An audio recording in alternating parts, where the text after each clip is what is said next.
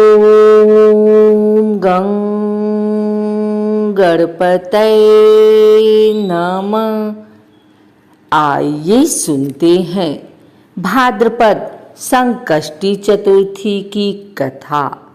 युधिष्ठिर जुए में अपना सब कुछ गवाकर अपने भाइयों के साथ 12 वर्ष के वनवास तथा 1 वर्ष के अज्ञातवास पर जा रहे थे। इस समय वनवास के समय ही धर्मराज युधिष्ठिर के आग्रह करने पर महर्षि बृहदस्व ने नल दमयंती की कथा सुनाई। निषाद देश में वीरसेन के पुत्र नल नाम के एक राजा हो चुके हैं। वे बड़े गुणवान, परम सुंदर, सत्यवादी, जितेंद्रिय, सबके प्रिय, वेदज्ञ एवं ब्राह्मण भक्त थे। उनकी सेना बहुत बड़ी थी। वे स्वयं अस्त्र विद्या में बहुत निपुण थे। वे वीर, योद्धा, उदार और प्रबल पराक्रमी भी थे। उन्हीं दिनों विदर्भ देश में भीष्मक नाम के एक राजा राज्य करते थे।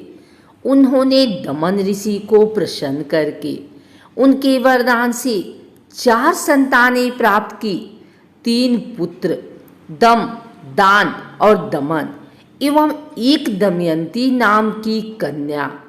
दमयंती लक्ष्मी के समान रूपवती थी। निषद देश से जो लोग विदर्भ देश में आते थे वे महाराजा नल के गुणों की प्रशंसा करते थे।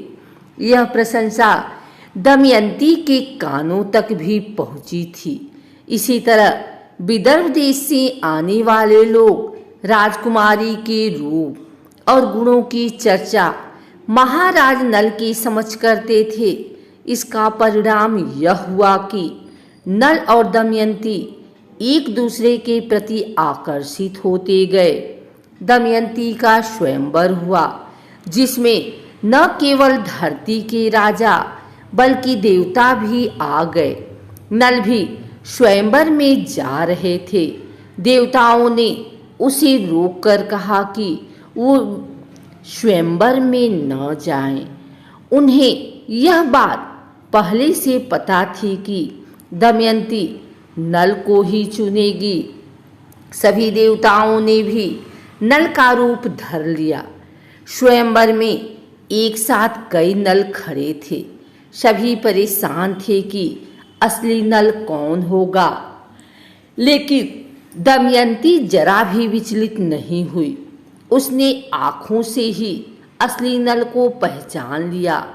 सारे देवताओं ने भी उनका अभिवादन किया। इस तरह आँखों में झलकते भावों से ही दमयंती ने असली नल को पहचानकर अपना जीवन साथी चुन लिया। नव दंपत्ति को देवताओं का आशीर्वाद प्राप्त हुआ। दमयंती निषद नरेश राजा नल की महारानी बनी। दोनों बड़े सुख से समय बिताने लगे। दमयंती पतिव्रताओं में शिरोमणि थी। अभिमान तो उसे कभी छू भी नहीं सकता था।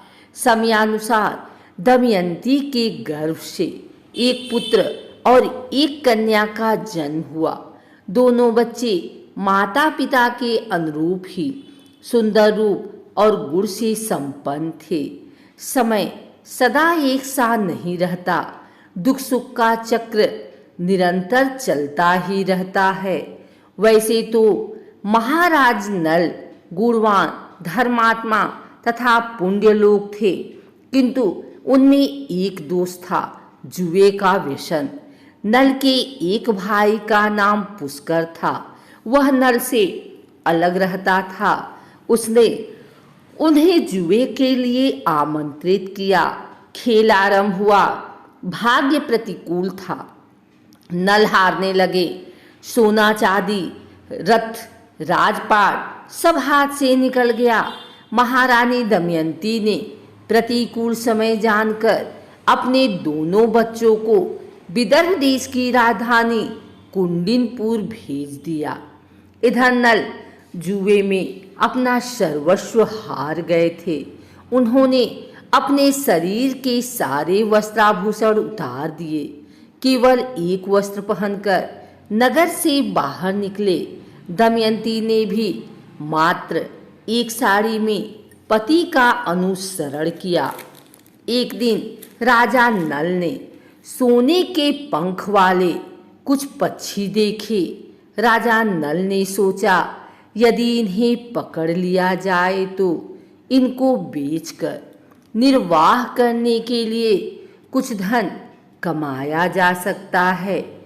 ऐसा विचार कर उन्होंने अपने पहनने का वस्त्र खोलकर पक्षियों पर फेंका।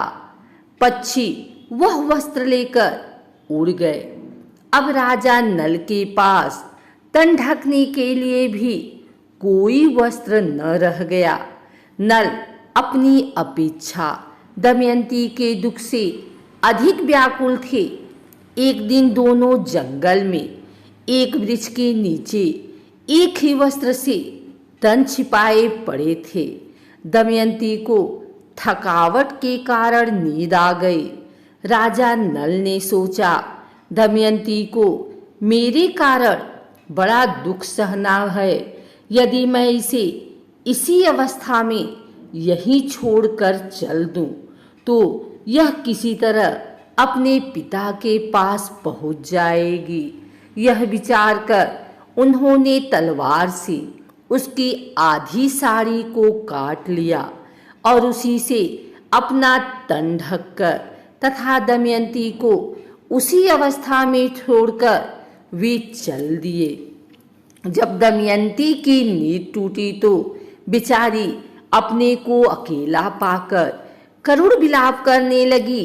भूख और प्यास से व्याकुल होकर वह अचानक अजगर के पास चली गई और अजगर उसे निगलने लगा। दमयंती की चीख सुनकर एक व्याध ने उसे अजगर का ग्रास होने से बचाया, किंतु व्याध स्वभाव से दुष्ट था। उसने दमयंती के सौंदर्य पर मुग्ध होकर उसे अपनी काम पिपासा का शिकार बनाना चाहा। दमयंती उसे श्राप देते हुए बोली, यदि मैंने अपने पति राजा नल को छोड़कर किसी अन्य पुरुष का चिंतन किया हो तो इस पापी व्याध के जीवन का अभी अंत हो जाए। दमयंती की बात पूरी होते ही व्याध के प्राण पखेरु उड़ गए। दैवयोग से भटकते हुए उस समय दमयंती को महर्षि सरभंग के दर्शन हुए। दमयंती ने मुनि को हाथ जोड़कर नमस्कार किया और प्रार्थना की, प्रभु मैं अपने पति से किस प्रकार मिलूंगी? सरभंग मुनि बोले, दमयंती भादो की चौथ को एक दिन गजानन की पूजा करो। तुम भक्ति और श्रद्धा से गणेश चतुर्थी का व्रत करो, तुम्हारे स्वामी तुम्हें मिल जाएंगे। दमयंती भादो के गणेश चौथ का व्रत आरंभ की। 7 मास में ही अपने पति को प्राप्त की और दोनों सुखी पूर्वक रहने लगे। हे विघ्न विनाशक गजानन महाराज, जैसे आपने नल दमयंती के दुखों का नाश किया, वैसे सभी के दुखों का करना नाश।